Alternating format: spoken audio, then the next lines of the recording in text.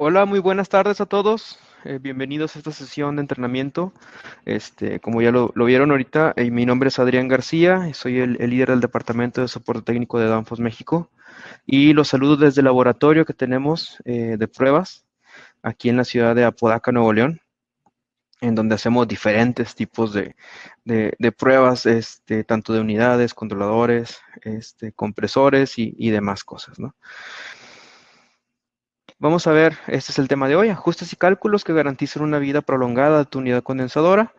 Este, Aquí, por ejemplo, vamos a ver, análisis del sistema de refrigeración, ajuste del presostato de baja presión en base al envelope del compresor. Eso es el diagrama de utilización del compresor. También vamos a ver un poquito de qué se trata todo esto. Determinación de sobrecalentamiento del compresor y la distancia máxima entre la unidad condensadora y el evaporador. ¿Sí? Eso es algo bien importante también, ya que en caso de que nosotros estemos excediendo la distancia permitida de una unidad condensadora, pudiéramos llegar a tener algún problema con la acumulación de líquido en el tanque. Entonces, es un tema importante que también vamos a ver el día de hoy. Y comenzamos con las recomendaciones, como normalmente se hace en los entrenamientos de Andira, el equipo de protección, el equipo de seguridad personal, eh, por ejemplo, una faja, guantes, lentes de seguridad, o cuando vamos a soldar, también lentes que nos puedan proteger de esa iluminación que pudiera dañarnos la vista.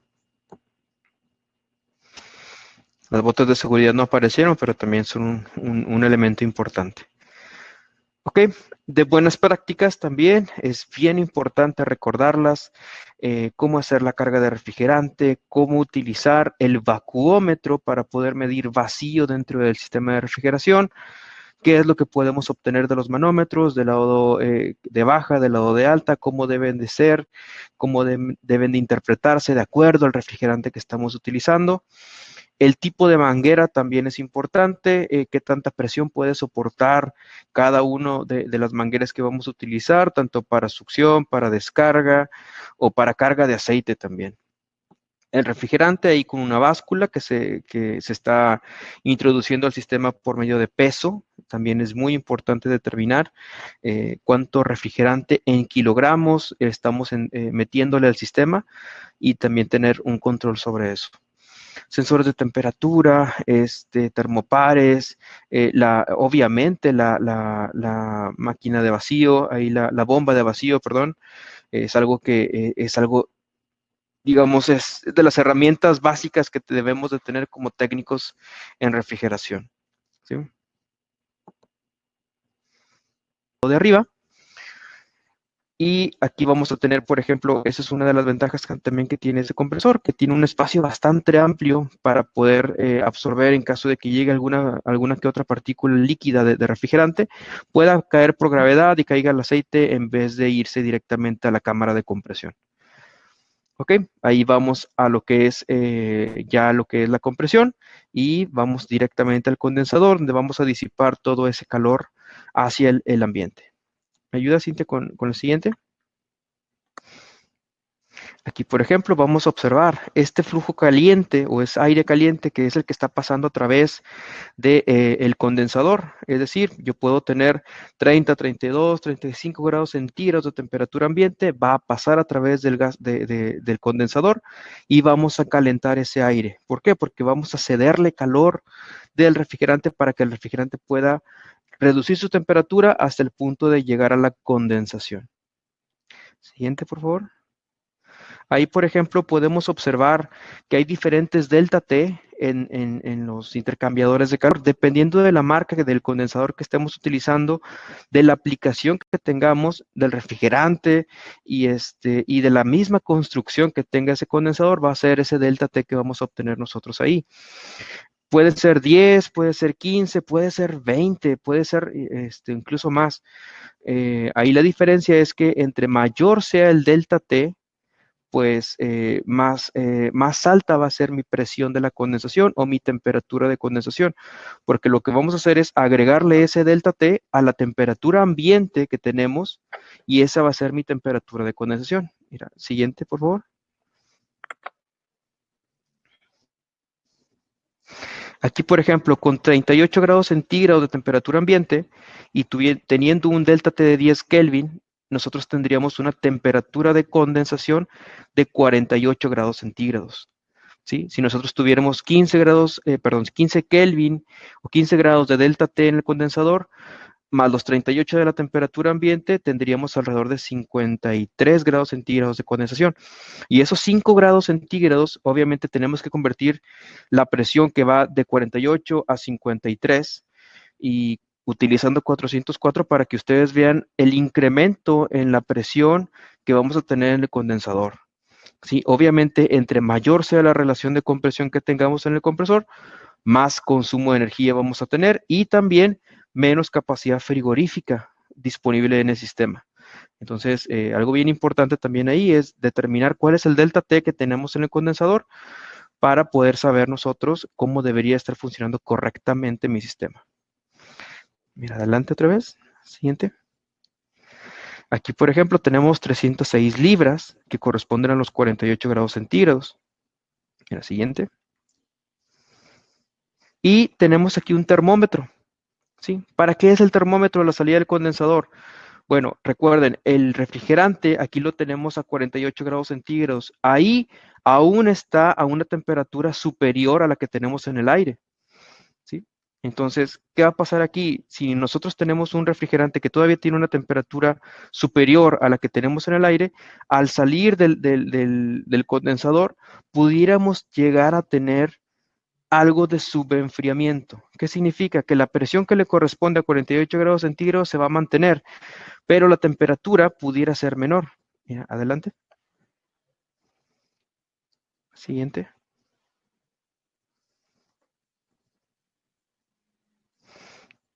Mira, dale otro.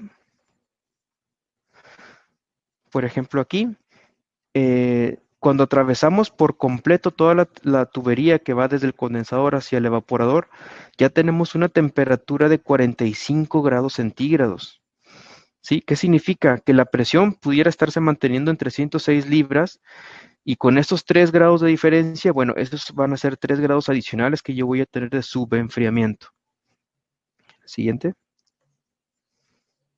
¿Sí? Ahí tenemos subcooling de 3 grados centígrados.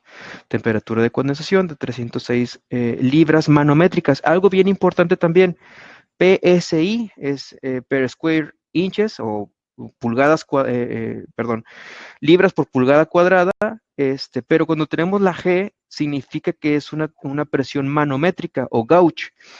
Es una presión manométrica porque la estamos midiendo con el manómetro y acuérdense que el manómetro no nos mide la presión atmosférica.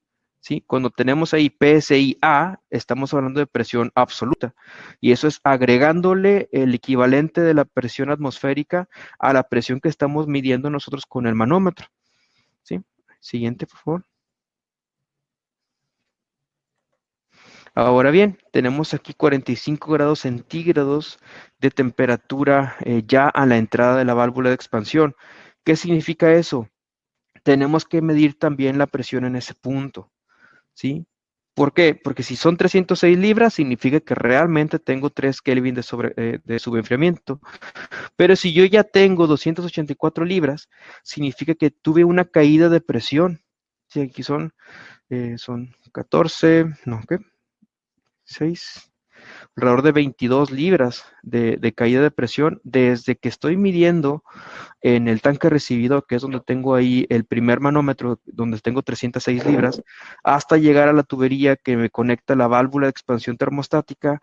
Ahí tengo una caída de presión debido a que el refrigerante que está en forma líquida está pasando por la tubería y las partículas que están en contacto con la parte interna del tubo empiezan a generar fricción porque estamos en movimiento.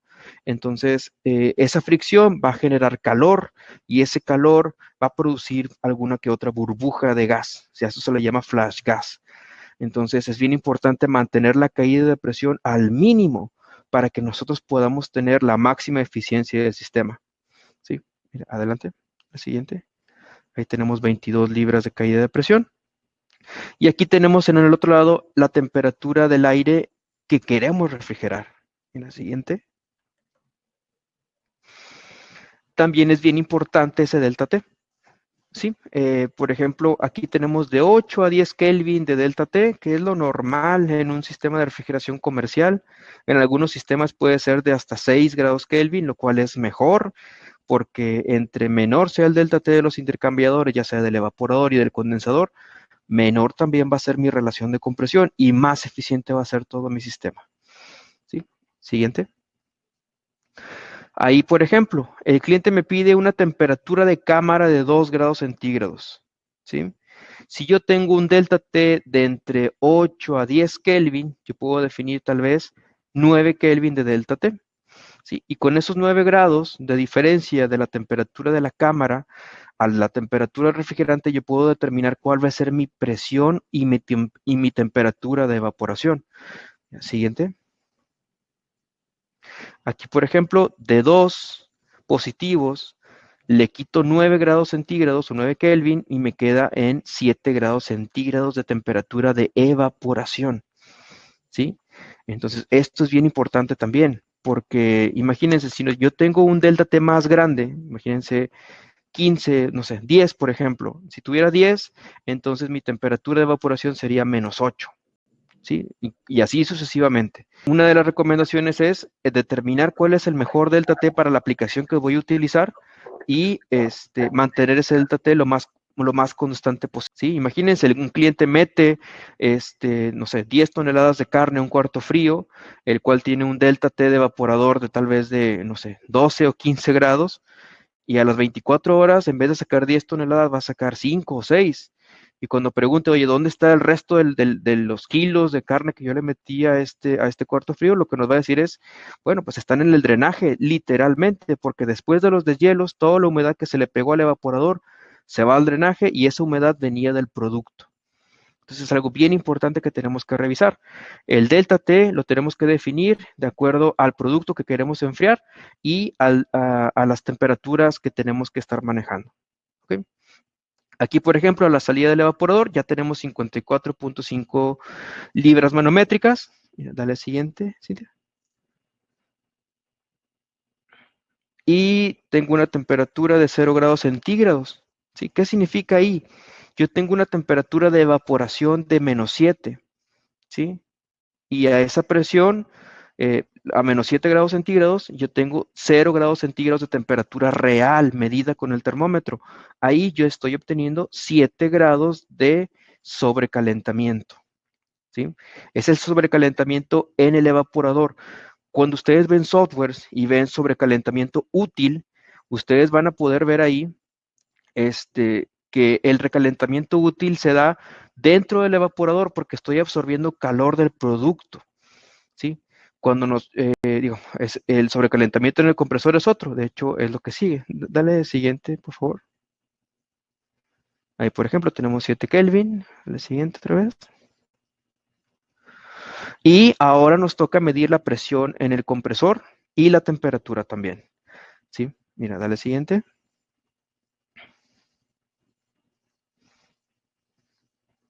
Presión de la evaporación, tengo ahí 54.5 libras, que son -7 grados centígrados, y la presión de la succión, que es la presión que ya voy a medir en la válvula de succión del compresor, ahí tengo 52.2 libras manométricas, y a eso le equivalen 8 grados centígrados de temperatura de evaporación.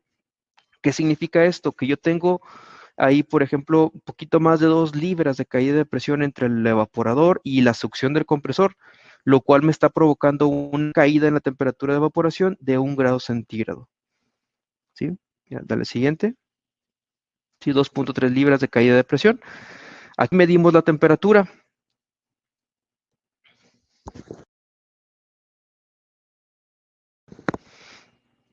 Sí, mira, dale siguiente también ahí para ver la temperatura. Ahí por ejemplo, obtenemos 16 grados centígrados de temperatura a la succión del compresor. Si yo tengo una temperatura de evaporación de -8 que yo saqué debido a las tablas y a la presión que estoy midiendo de 52.2 libras, bueno, tengo -8 y tengo temperatura real medida con el termómetro de 16 grados centígrados. Entonces, mira, dale al siguiente. tengo 24 Kelvin o 24 grados centígrados de temperatura, de sobrecalentamiento, ¿sí? De sobrecalentamiento ya en el compresor. Ese es uno de los parámetros principales que tenemos que estar midiendo, porque los rangos de aplicación del compresor nos van a identificar ahí, por ejemplo, cuando estamos haciendo un sobrecalentamiento óptimo de acuerdo a la aplicación del compresor y cuando tiene que estar regulado para que el compresor realmente funcione correctamente. Recuerden que el sobrecalentamiento es un calor adicional a la succión del compresor. Cuando ese calor es demasiado alto, lo que estamos provocando es que la temperatura de la descarga también se incremente. ¿Sí? Por cada grado centígrado que yo le agregue al sobrecalentamiento, voy a tener 1 grado centígrado más a la temperatura de la descarga. Entonces, si yo le agrego 20 Kelvin a la descarga y antes tenía 80 grados centígrados, es muy probable que a la descarga, ya cuando le agrego 20 Kelvin de sobrecalentamiento, tenga, por ejemplo, 100 grados centígrados de temperatura de descarga. Y con eso podemos estar empezando a dañar el aceite. Sí, también dependemos de ahí de ver qué tipo de aceite y cuáles características tiene ese aceite para saber si ese aceite nos puede soportar esa temperatura de la descarga. ¿Sí? Entonces es algo también bien importante. Mira, dale siguiente.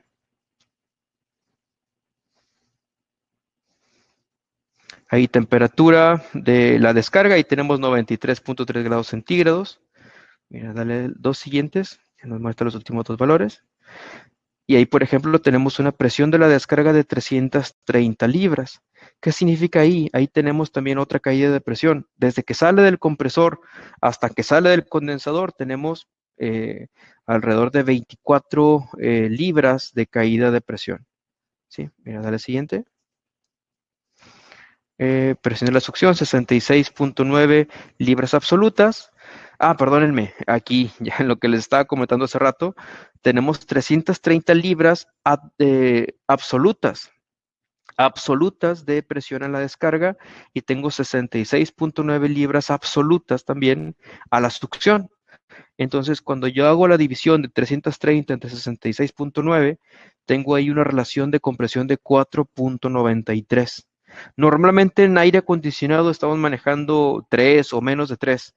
Para refrigeración, para media temperatura, 4.9, 5, 5.2, estamos hablando de algo normal. Ya cuando estamos hablando de temperatura muy baja, ya de congelación o de baja temperatura realmente, ya como lo identifica ARI, ahí, por ejemplo, podemos tener relaciones de compresión de 7, 8 o 9. Entonces, ahí depende también completamente de qué condiciones tengamos.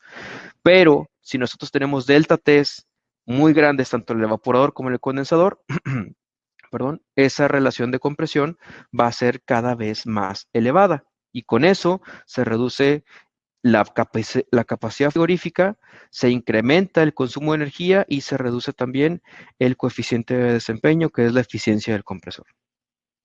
¿Ok? Ok, señores, bueno, lo del análisis del sistema, aquí lo vemos, aquí podemos ver todas las presiones y las temperaturas que podemos medir y que nos van a servir o que nos van a ser útiles para el análisis correcto del sistema, del sistema completo, ¿sí? Una cosa es la presión de la succión, otra es la presión de la evaporación, otro es el recalentamiento a la salida del evaporador y otro es el recalentamiento a la succión del compresor, ¿sí? Son datos completamente diferentes. Si ustedes dijeran que el sobrecalentamiento a la salida del evaporador es el mismo que es a la succión del compresor, prácticamente estarían hablando de que no existe o que no hay tubería entre el evaporador y el compresor, y eso es imposible, ¿sí? Bueno, o de una manera práctica sería muy complejo de lograr en un sistema de refrigeración comercial, ¿no? Normalmente siempre hay, aunque sea una pequeña parte de tubería, pero siempre hay un espacio ahí con tubería. Entonces también pasa lo mismo en el condensador. La temperatura que tenemos de condensación la comparamos contra la temperatura real del líquido para asegurarnos de que a la válvula de expansión le llegue siempre líquido 100% subenfriado. ¿Sí? De lo contrario, si nosotros tenemos un líquido saturado sin sobreenfriamiento, va a llegar hasta la válvula de expansión con muchas burbujas porque Recuerden, como les decía ahorita, el refrigerante está pasando por la tubería, está generando fricción, las partículas que están en contacto con la pared interna del tubo. Entonces, si no tenemos subenfriamiento, esa pequeña caída de presión va a generar burbujas y vamos a llegar con este líquido, no sé, tal vez al 80, 90% hacia la válvula de expansión y eso va a limitar su capacidad, ¿sí? Eso es algo bien importante. La válvula de expansión debe de recibir siempre líquido 100%, así como el compresor debe de recibir siempre vapor al 100%, vapor recalentado al 100%, ¿sí? Ok, vamos a ver ahora lo que es la parte del ajuste del presostato de baja presión, que es el primero de los temas de seguridad para el sistema. ¿Sí? Aquí tenemos que observar cuáles son las presiones de operación del lado de baja presión y también del lado de alta, a la peor condición ambiental. ¿Sí? Aquí lo que vamos a hacer es transformar a temperatura de saturación correspondiente a esas presiones por medio de la aplicación de regla de refrigerantes. Sí, ahí nosotros tenemos una aplicación en el celular, una aplicación móvil, en el cual ustedes pueden descargar en cualquier tipo de sistema, puede ser iOS, puede ser Android, sin ningún tipo de problema. Y ahí ustedes van a poder observar cuál es la presión que le corresponde a cierta temperatura y viceversa.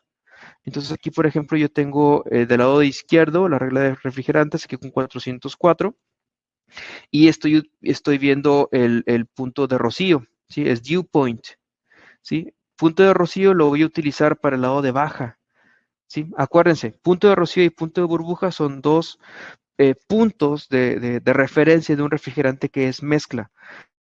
Cuando el refrigerante es natural o está hecho de una sola molécula, el punto de rocío y el punto de burbuja es el mismo. Pero cuando son mezclas, tenemos algo que se llama deslizamiento de refrigerante.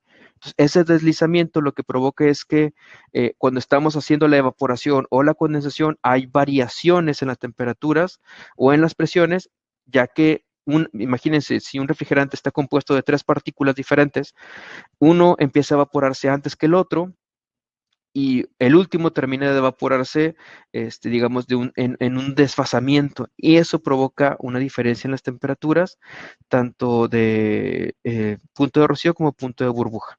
Pero bueno, del lado izquierdo ustedes van a ver la parte de baja temperatura y ahí vamos a usar el punto de rocío, que es para cálculo de flujo de masa del refrigerante que va a pasar a través de la válvula de expansión, lo que vamos a obtener en la válvula solenoide, lo que va a pasar a través bueno, no, a partir de ahí, de la válvula de expansión hasta la succión del compresor.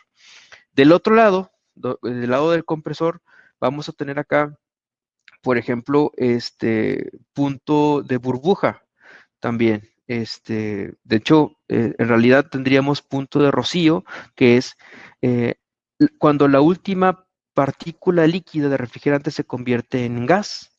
¿Sí? Eso es cuando tenemos ya el punto de rocío. ¿Sí? El punto de burbuja es cuando la última burbuja de refrigerante se convierte en líquido. Entonces es bien importante ver esas dos diferencias, ya que pudiéramos tener un deslizamiento muy grande. Por ejemplo, con R407C podemos llegar a tener 4 o 5 Kelvin de diferencia, 4 o 5 grados centígrados de diferencia. Entonces, ustedes pueden pensar, oye, yo tengo 3 o 4 grados centígrados de sobrecalentamiento, y en realidad no. En realidad está metiéndole líquido al compresor debido a que una de las partículas aún no termina de evaporarse por completo. Entonces, bien importante es ver tanto las condiciones ambientales como las presiones que vamos a manejar para poderlas convertir a temperaturas saturadas, y entonces sí, ver el diagrama del compresor y ver también cómo estamos manejando este compresor. ¿Sí? Déjenme les muestro. Este es el diagrama de compresor. Ustedes lo van a ver como envelope o lo van a ver como límites del compresor, dependiendo del tipo de compresor que están revisando. ¿Sí? Aquí, por ejemplo, ustedes van a ver, estos son los límites. En la parte de abajo, ahí dice temperatura de evaporación, en el lado de las X. En el lado de las Y o de la forma vertical, van a ver ahí temperatura de condensación. ¿sí? Estas son temperaturas saturadas, es decir, estamos convirtiendo la presión a temperaturas para que ustedes lo puedan ver de una manera gráfica más sencilla. Y, por ejemplo, yo tengo aquí 10 grados centígrados de temperatura de evaporación en el punto azul y tengo acá 50 grados centígrados de temperatura de condensación. Entonces, mi aplicación está en el punto azul.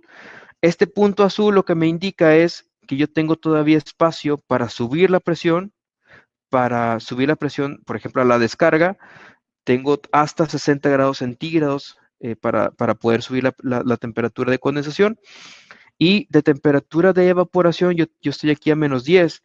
Y el diagrama me dice que el límite a la derecha, que son 10 grados centígrados positivos, ¿sí? Esa es la temperatura de evaporación máxima que soporta este compresor.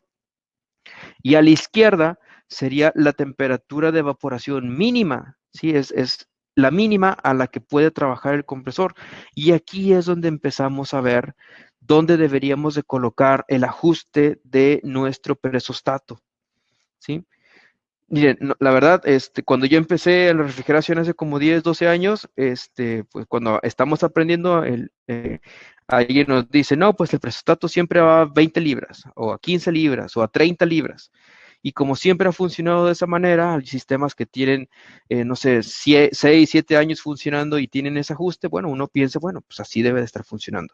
Pero en realidad, la realidad es completamente diferente. Necesitamos saber qué compresor tenemos y ver cuál es el diagrama de aplicación o el envelope que tiene ese compresor con el refrigerante que estamos utilizando.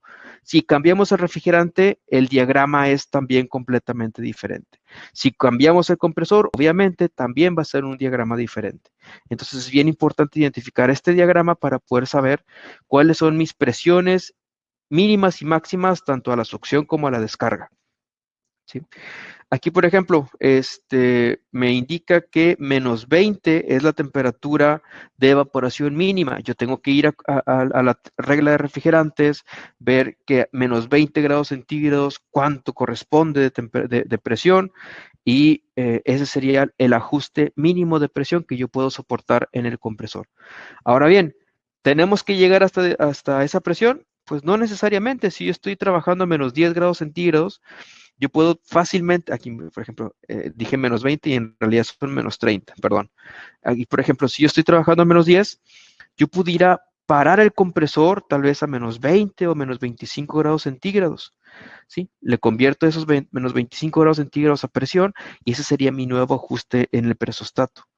¿Por qué? Digo, a final de cuentas lo que tratamos de hacer es, con el presostato, nos vamos a ayudarle al sistema para que cuando el compresor pare, sea por baja presión, ¿sí? Que sea por activación del presostato y no porque llegamos a la temperatura de acuerdo al termostato, ¿sí? Lo que hace el termostato debería ser es cerrar la válvula solenoide, con esto el compresor sigue funcionando y cuando llega al punto de activación del presostato de baja, entonces el compresor para, ¿sí? Solamente entonces. Cuando nosotros necesitamos más temperatura, digamos, necesitamos volver a bajar la temperatura en el cuarto frío, el termostato lo identifica, manda la señal a la válvula solenoide para abrir, la válvula solenoide abre y con esto se empieza a incrementar otra vez la presión en el evaporador. Con esto, con este incremento en la presión del evaporador, tenemos el permisivo otra vez para que el compresor vuelva a arrancar y vuelva a bajar esa presión, ¿sí? Entonces, ese es el funcionamiento normal que deberíamos de tener. ¿Por qué lo hacemos así? Porque, por ejemplo, imagínense, si nosotros paramos el compresor, si nosotros paramos el compresor por el termostato, lo que tendríamos es una gran cantidad de refrigerante entre el evaporador y el compresor, ¿sí? Si ese refrigerante está a la misma presión que lo que tenemos, por ejemplo, en el condensador, pues lo que va a hacer es ese refrigerante se va a empezar a diluir en el aceite del compresor y cuando el compresor vuelva a arrancar, vamos a tener un aceite muy diluido, muy, digamos, de menor viscosidad porque está con refrigerante. Y vamos a tener golpes de ariete, vamos a tener ahí golpes, se les llama inundaciones de refrigerante en el aceite y con eso tenemos falta de lubricación. Entonces el compresor se rompe al arrancar porque está lleno de refrigerante este aceite.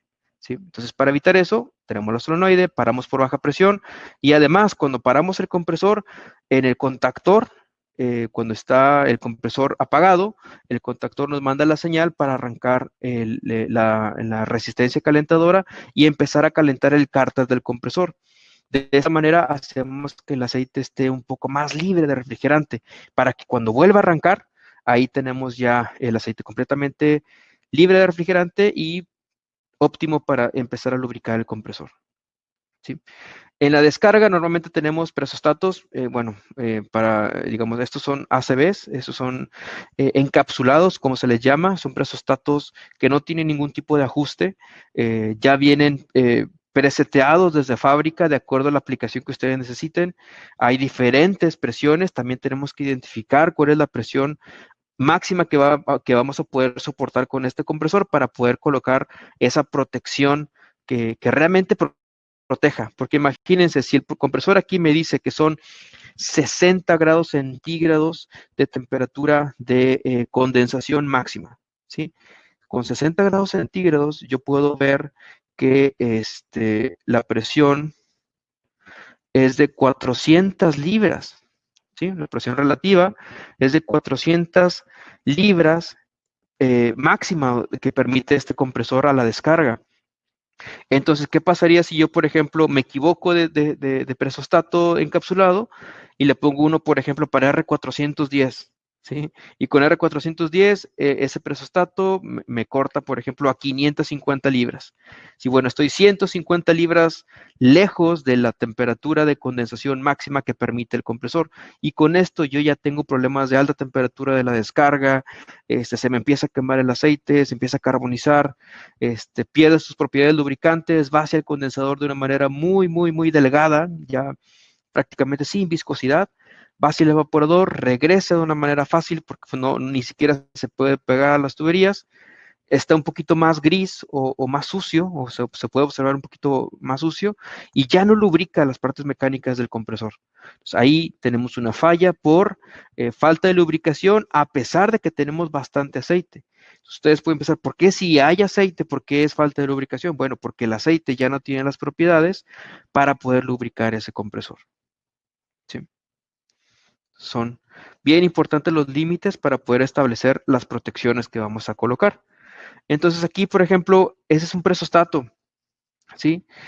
Aquí, por ejemplo, tenemos que determinar cuál es la presión mínima a la que va a trabajar el compresor. Aquí, por ejemplo, lo que habíamos visto en el diagrama anterior, aquí déjenme me regreso un poquito, me dice que a menos 30 grados centígrados, menos 28 más o menos, estamos hablando de la presión de ajuste. Esta presión de ajuste la calculamos gracias a la tabla de refrigerantes. Aquí colocamos menos 28 grados centígrados de temperatura de evaporación, le corresponden 17.14 libras para este ejercicio. Acá, por ejemplo, podemos identificar la presión mínima que puede soportar el compresor son 14.7 libras manométricas, ¿sí? Entonces, eso es la menor presión que pudiéramos estar manejando. Entonces, bueno, aquí también, por ejemplo, vamos a determinar un diferencial. ¿Sí? ¿Cuál es el diferencial? Bueno, ese diferencial nos va a permitir que el compresor no esté parando y arrancando constantemente. Imagínense, llegamos a la presión, y la presión vuelve a subir y arrancamos el compresor otra vez y volvemos a bajar la presión y el compresor se vuelve a apagar. Entonces la presión vuelve a subir, pasamos ese nivel, arrancamos el compresor vuelve a bajar la presión y vuelve a apagarse. Entonces, para evitar eso, tenemos un diferencial y ahorita les voy a mostrar dónde está.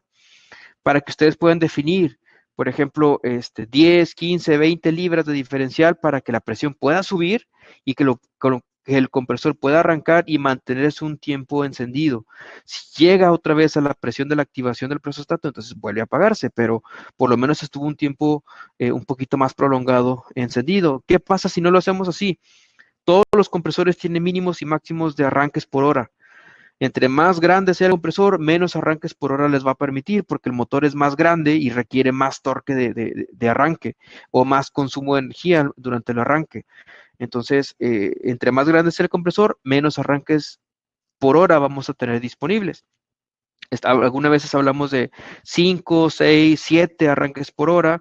En compresores más pequeños podemos tener 10, 15 arranques por hora, sin problemas, porque pues para eso están diseñados, pero en compresores un poquito más grandes sí tendríamos un límite un poquito más estrecho. En compresores ya todavía más grandes, pudiéramos estar limitando los arranques a 2 o 3 por hora. Entonces eso también es importante. ¿Ok? Mediante la determinación de la presión de corte del diferencial, vamos a tomar la presión de arranque. Entonces, por ejemplo, la presión de arranque, que se le resta la presión de protección de nuestro ejemplo, que son 62.48 libras, menos 17.14 y serían 45.34 libras, lo que vamos a tener para cuando el compresor vuelva a arrancar otra vez. ¿Sí? Ahora bien, aquí están el procedimiento, que ahorita se los voy a mostrar de una manera más gráfica. ¿Sí? Se retira la tapa superior. Ahorita ya tengo algunos presostatos ya listos para poder hacer este ejercicio. Tenemos que quitar el anillo central. Este anillo central es un seguro. Ahorita les voy a mostrar por qué. Si ustedes intentan mover el ajuste tanto el Q-tin como el del diferencial, van a barrer esta parte y ya no les va a servir de nada. Entonces es bien importante poder quitar este seguro. Ahorita les voy a mostrar cómo. ¿Sí? El lado izquierdo, este que está aquí, del lado izquierdo, el dorado, es el tornillo del Q-tin, y el lado derecho, este dorado también, es el tornillo del diferencial. Los otros tornillos, bueno, el del medio, el gris, plateado o cromado, ese es solamente para quitar el seguro, y el de la derecha, color acero, color un poquito más gris oscuro, ese no es necesario moverlo, es solamente para el ensamble del mismo presostato. Ok, aquí por ejemplo giramos el tornillo de acuerdo a si queremos, por ejemplo, incrementar la presión o disminuir la presión, para poder alcanzar esos 62.48 libras. Por ejemplo, a lo mejor no llegamos exactamente a 62.48, podemos tal vez ponerlo en 70 libras. Algo que sí quiero que vean muy bien, y ahorita se los voy a mostrar más claramente, es que digamos, la regla que tenemos aquí, digamos, la escala que tenemos aquí de presiones es muy amplia, ¿sí? Puede ser, por ejemplo, de 6 libras hasta 108 libras, ¿sí? Entonces, en 1 milímetro que ustedes le muevan, puede haber una diferencia de 20 o 30 libras, ¿sí?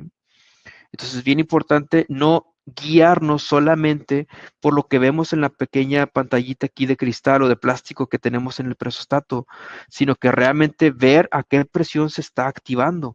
Y esto lo vamos a hacer cuando el sistema esté encendido, ¿sí?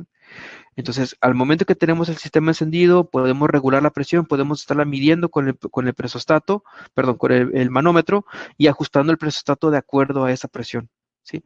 Al momento que escuchemos el clic, esa es la presión que, de acuerdo al manómetro, tenemos de ajuste. Del otro lado, en el paso 7, tenemos girando el tornillo del diferencial hasta fijar el valor ligeramente superior a la presión de corte. Por ejemplo, presión de corte aquí tenemos 45.34 libras. Aquí, por ejemplo, pudiéramos poner 50 libras aproximadamente. Durante la prueba de hermeticidad hay que presurizar el sistema con nitrógeno para revisar fugas también.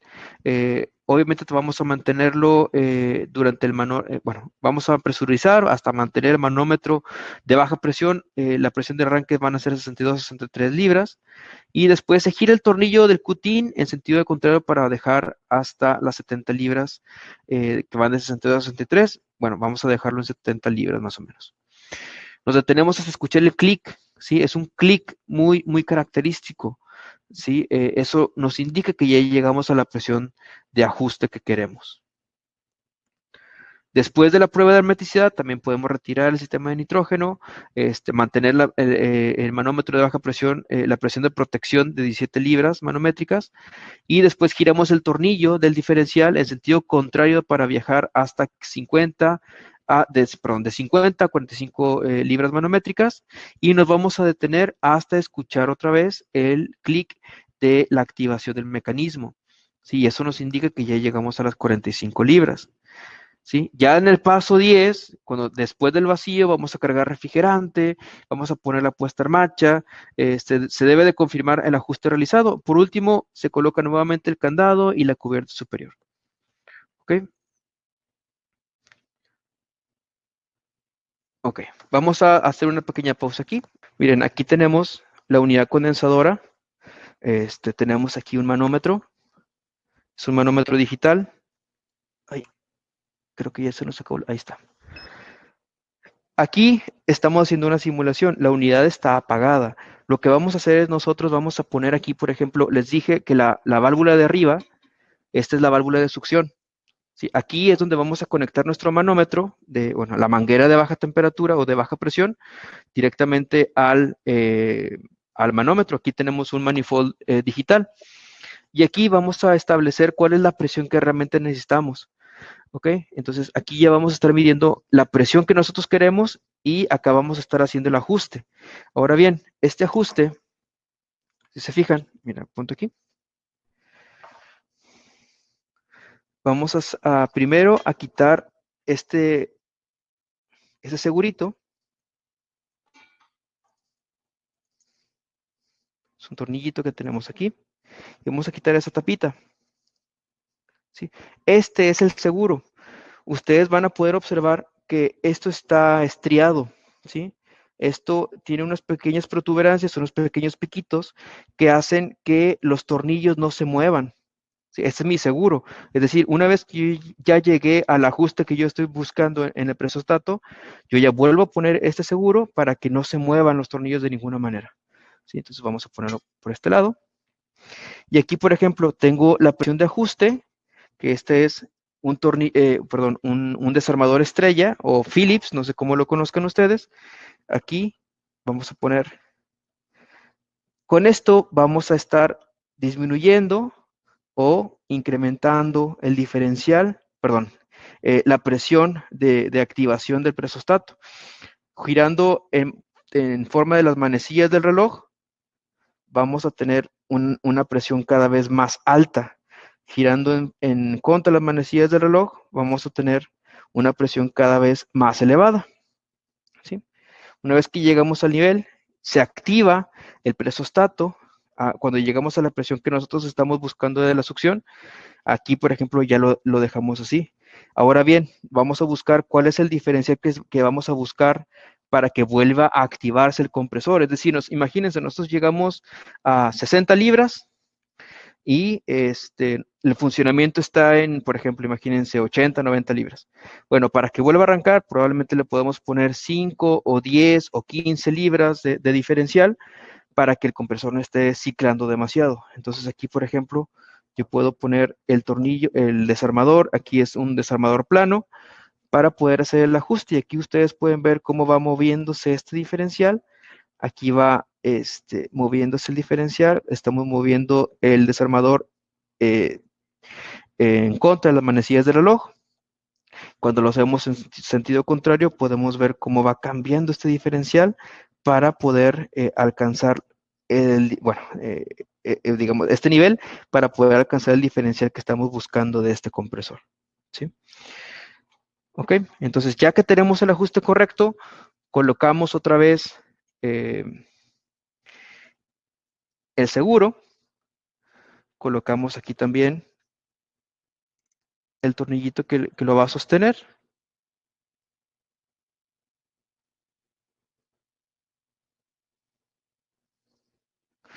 Y ya simplemente lo atornillamos.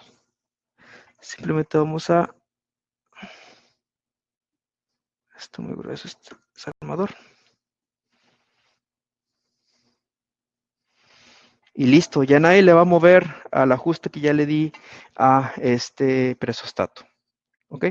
Ahora bien, vamos a observar cómo está internamente este presostato. Aquí tengo otro presostato ya un poquito ya de prueba. Yo puedo desarmar el presostato, ustedes van a encontrar aquí las conexiones.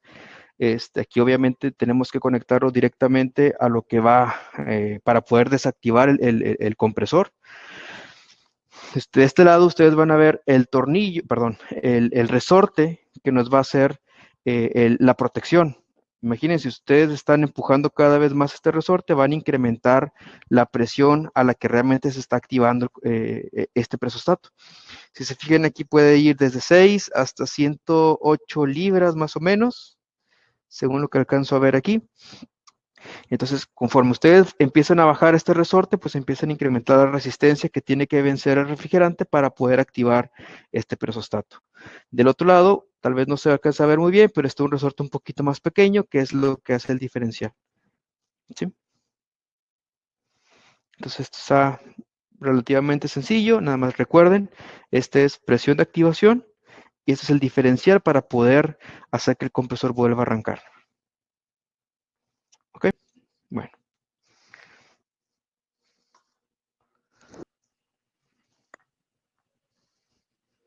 Mencionan, las condensadoras y evaporadoras de Danfoss, ¿a qué delta se fabrican? Dependiendo del tipo de evaporador, y también dependiendo del tipo de condensador. Por ejemplo, con microcanal estamos teniendo a veces 8 grados, 5 grados, 6 grados, 10 grados de delta T en el condensador, dependiendo de la temperatura ambiente también. Les decía, no es un valor fijo. Sí, va cambiando de acuerdo al funcionamiento de la unidad, pero tenemos en promedio más o menos entre 8 y 10 Kelvin de delta T en el condensador, y en los evaporadores que son Keep-Rite, la ficha técnica nos indica 6 grados de delta T. Dependiendo de la condición, pueden ser 5 o hasta 8 grados Kelvin, ¿sí? Pero más o menos en eso anda. En refrigeración comercial. Obviamente, si ustedes piden por ejemplo, nosotros tenemos aquí la fabricación de condensadores, por ejemplo, de microcanal. Si ustedes nos dicen, oye, ¿sabes qué? Yo tengo un proyecto donde necesito un delta T muy corto, porque lo voy a poner en una temperatura ambiente muy agresiva, ¿sí? Y para evitar que el compresor salga de su límite de aplicación, yo, por ejemplo, puedo poner un delta T relativamente pequeñito. Entonces, ahí, por ejemplo, ustedes nos dicen cuáles son los datos de funcionamiento, cómo quisieran que funcione ese condensador, y nosotros lo podemos diseñar de acuerdo a ese estándar. De otra manera, pues obviamente sería como que lo que está comercial sería más o menos entre 8 y 10 Kelvin en el condensador. Muy bien. Otra pregunta, ¿cuál es el recalentamiento ideal para los sistemas de refrigeración? Ideal, pues lo ideal sería que no tuviéramos recalentamiento, porque eso incrementaría al máximo la eficiencia de un sistema. Pero el recalentamiento es un mal necesario. ¿Sí? El recalentamiento lo necesitamos nosotros para poder proteger al compresor de comprimir líquido. Los fabricantes de compresores manejan, por ejemplo, 20 Fahrenheit de recalentamiento. La mayoría de los fabricantes de aire acondicionado, refrigeración comercial, manejan 20 grados Fahrenheit de recalentamiento, sobre todo en sistemas convencionales, ¿no? De 404, 507. Cuando hablamos de amoníaco, ahí son otras cosas, ¿no? Cuando hablamos de CO2, también son valores diferentes, pero en lo convencional, en lo comercial, podemos hablar de más o menos 20 grados Fahrenheit de recalentamiento ya a la succión del compresor, ¿sí? Si ustedes miden 20 Fahrenheit a la descarga o a la salida del evaporador, pues obviamente van a ser más grados hasta llegar al compresor. Otro punto es que los mismos diagramas de utilización del compresor o los envelopes, ahí mismo les dice cuándo puede ser útil tener más recalentamiento y cuándo sí tiene que estar limitado a cierta cantidad de recalentamiento. Y ahorita les voy a mostrar, de hecho ese es el tema que sigue. ¿Sí? Muy bien. ¿Qué pasa si llegara a tener refrigerante líquido en el compresor? ¿Y qué debo Bueno, hacer si hay este tipo de problemas? tú lo puedes identificar solamente si mides la presión y la temperatura a la succión del compresor. Muchas veces, por ejemplo, nos hablan, nos dicen, oye, es que la tubería de succión está completamente congelada. Bueno, eso no indica realmente que eso sea un problema, ¿no? A menos de que sea, por ejemplo, aire acondicionado, donde la temperatura de evaporación es de 7 grados, ahí probablemente sí. Pero un sistema de refrigeración, un cuarto frío, etcétera, es común que se nos llegue a congelar la succión del compresor. Lo que sí tenemos que ver es, bueno, eso va a depender, por ejemplo, de si hay mucha humedad relativa en el ambiente. Si el ambiente es muy húmedo y la temperatura que está dentro del tubo en el refrigerante es inferior a la temperatura de congelación del agua, imagínense, tenemos un refrigerante a menos 10 grados centígrados, con toda la humedad relativa que está alrededor de esa tubería, pues obviamente se va a pegar esa humedad al tubo y se va a congelar. Entonces, ese es un punto que sí tenemos que definir, ¿no? A final de cuentas, si vemos hielo, no significa que realmente sea un retorno de líquido. Tenemos que medir la presión y la temperatura. Ahora bien, ¿qué pasa si, por ejemplo, se nos bloquea el evaporador? Tenemos un problema de apertura al máximo de la válvula de expansión o el bulbo está completamente flojo y no está midiendo recalentamiento y la válvula está completamente abierta. Ahí, por ejemplo, pasa demasiado líquido y llega hasta el compresor. En compresores scroll, pues bueno, el líquido llena el scroll y cuando trata de comprimirse, pues bueno, los líquidos no se pueden comprimir, necesitan una fuerza muy, muy alta para poder comprimirlos, entonces ahí se rompen los scrolls. Por ejemplo, cuando es un compresor de pistones, el pistón, por ejemplo, sube, ¿sí? Y hay un espacio muerto entre el pistón y el plato de válvulas. Cuando se llena ese espacio muerto de líquido, ahí, por ejemplo, el pistón sube, toca el líquido y ese líquido impacta sobre el plato de válvulas. Entonces, ahí ocurren dos cosas. Primero, se genera una fuerza hidráulica de la misma magnitud, pero en el sentido contrario al pistón. eh, y eso, pues obviamente, pues, va a hacer que el refrigerante trate de buscar una salida. Y otra cosa es, ¿qué pasa cuando el refrigerante líquido le metemos calor? Pues bueno, se evapora y esa expansión también es relativamente violenta y puede llegar a romper pistones, bielas, cigüeñales, y vemos todo hecho pedazos, ¿no? Entonces, eso es un problema grave. Cuando tenemos poco líquido a la succión del compresor, ese líquido se puede diluir en el aceite y provocar problemas de lubricación. Sí, y a lo mejor no falla inmediatamente, pero sí va a fallar en mediano o largo plazo. Sí, son cosas que sí pueden pasar. ¿Cómo lo podemos evitar? Viendo que la válvula de expansión abra correctamente, que el bulbo esté correctamente colocado, medir el sobrecalentamiento tanto a la salida del evaporador como a la entrada del compresor y estarlo monitoreando mediante bitácoras de mantenimiento. Si vemos de repente que el recalentamiento está cayendo demasiado, hacer el ajuste correcto en la válvula de expansión y esperar a que el recalentamiento vuelva a estabilizarse. ¿Sí? Ok, una siguiente pregunta. ¿Cómo sé cuántos arranques puedo tener? La ficha técnica del compresor te lo indica. ¿Sí? Dependiendo de la capacidad, miren, más o menos un compresor de 5 HPs, 5, 6, 7 HPs, puede estarlo arrancando alrededor de 9 o 10 veces por hora máximo. Sí, eso es máximo. Ya cuando estamos hablando de 10 HPs hacia arriba, sí se va reduciendo hasta tal vez llegar a cuando tenemos compresores de 50, 60 caballos, probablemente los arranques sean de 3 o 4 máximos, pero eso depende completamente del tipo de compresor, de la marca del compresor y de la ficha técnica de ese compresor. Si ustedes tienen que revisarlo por completo en la ficha técnica del compresor. Muy bien. Y la última pregunta. ¿Qué temperatura se recomienda mantener en el aceite del cárter para evitar que se mezcle en el refrigerante con el aceite?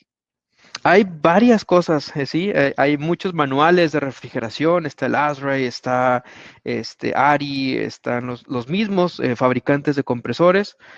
Por ahí hay una, no sé, diferencia de opiniones en muchos sentidos en ese parámetro, pero por ejemplo, si vemos que estamos 20 grados por encima de la temperatura de la evaporación, con eso es suficiente para saber que no hay líquido en refrigerante en el aceite. Sí, algunos lo comparan con la temperatura ambiental, otros con la temperatura de succión, otros con una relación entre la temperatura de succión y la temperatura de la descarga. En realidad son muchos parámetros. Lo que necesitamos ver es que la temperatura del aceite sea superior a la que tenemos de evaporación y de succión en el compresor, por lo menos unos 20 grados, y con eso es más que suficiente. Muy bien, Adrián. Hasta ahorita son todas las preguntas que tenemos. Vamos a ir recopilando las otras. y al final de la capacitación tendremos otro bloque de preguntas y respuestas.